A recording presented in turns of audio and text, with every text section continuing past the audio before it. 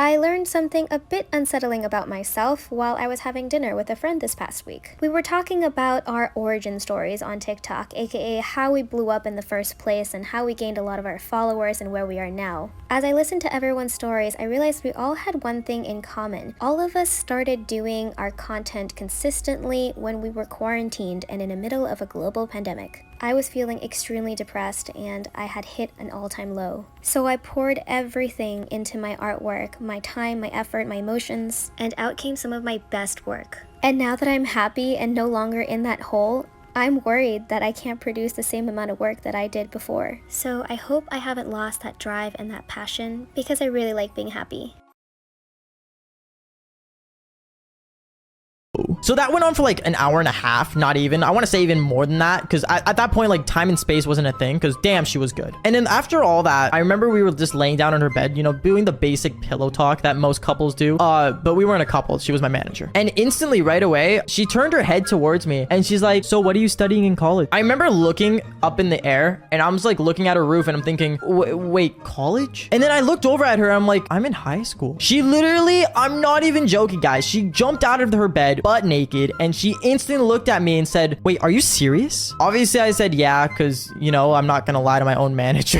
I don't really know if I should counter a manager at this point. This was really awkward. And then I remember she was putting on her clothes and she's like, none of this can go out, like, we can't talk about this. Like, she was just telling me like all the basic things that I did wrong, when in reality she's the one who invited me and she's my manager. She should already know how old I am. Like, hello. But yeah, instantly she told me to like leave, and I remember I went home that day, you know.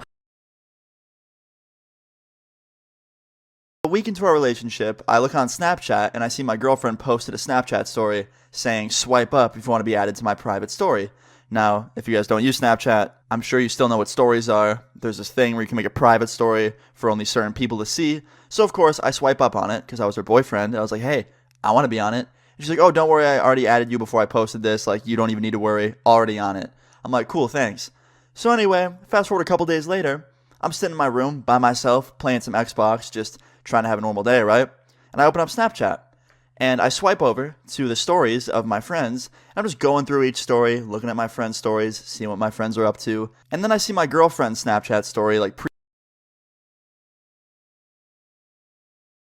There is so much paranormal activity documented at nursing homes. A CNA at a facility in Illinois sent me a story about something that happened to her this month. At about 1:30 a.m., she walked down the hallway when she saw a resident out of his room. He was sitting in a rocking chair in the corner of the hallway. She was confused because this resident needed a walker to get around, and the walker wasn't there.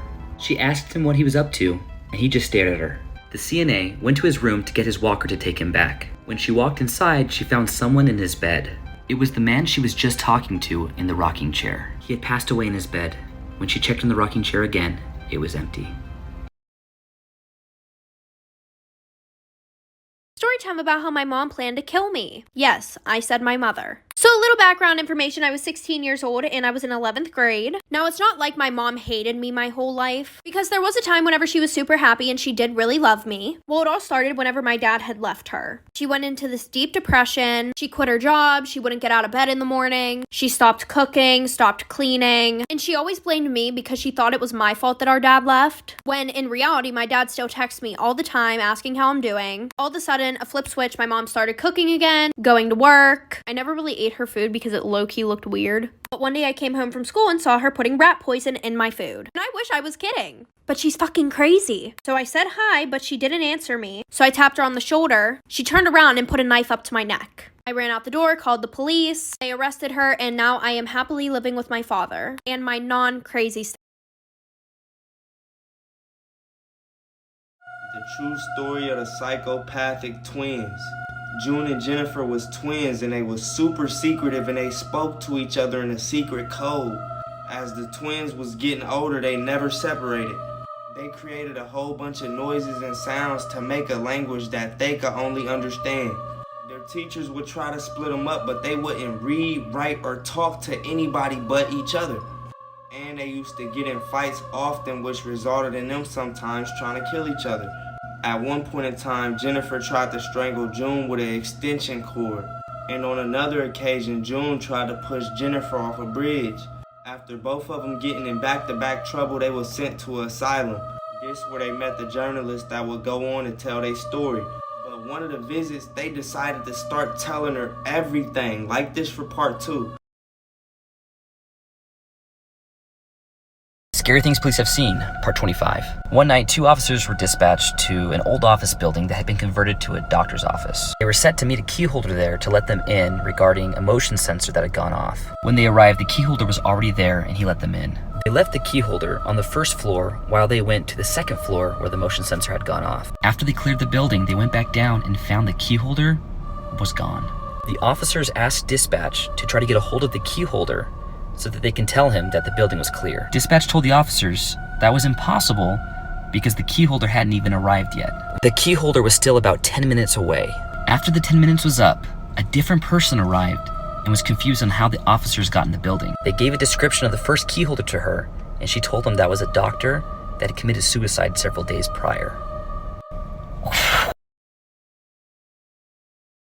Storytime about how I was almost kidnapped. So a little background information, I was 13, and it was the summer going into 9th grade. I was on a road trip with my family, and we needed to stop for some gas. So we stopped at some random gas station, and we see this lady get out of her car and walk in. No big deal though.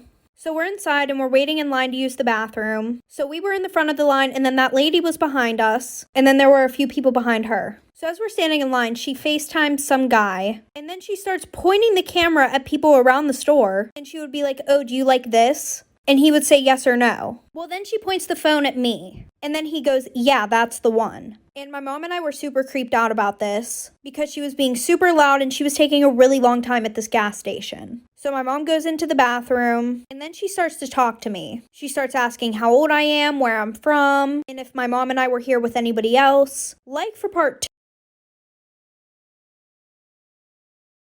Paranormal Hospital Stories. This story comes from a nursing home in Southwest Virginia that is believed to be haunted.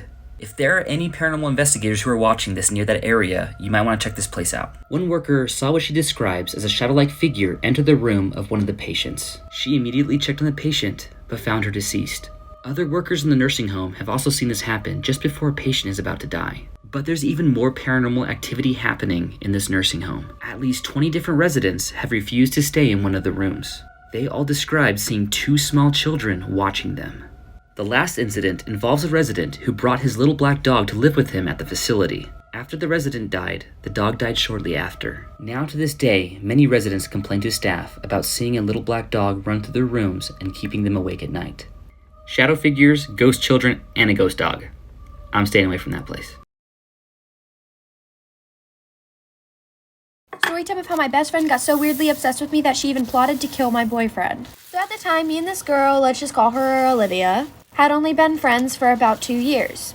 I mean, we really did everything together. We were with each other 24/7, and I mean, we were pretty good friends. But the only thing about our friendship is she did not like when I had other friends. I mean, she didn't have any other friends herself, but literally she would joke around about strangling my other friends because she didn't like when I gave my attention to anyone else. But honestly, I just thought of it as a joke. And then I started dating this guy, let's just name him Jacob. He was probably the sweetest guy I had ever met, and he was a real simp for me. So we started dating and about 4 or 5 months go by, and he started getting these texts from a random number. And it would always be cringy things like leave her or you die, get away from her, and like stupid cringy threats.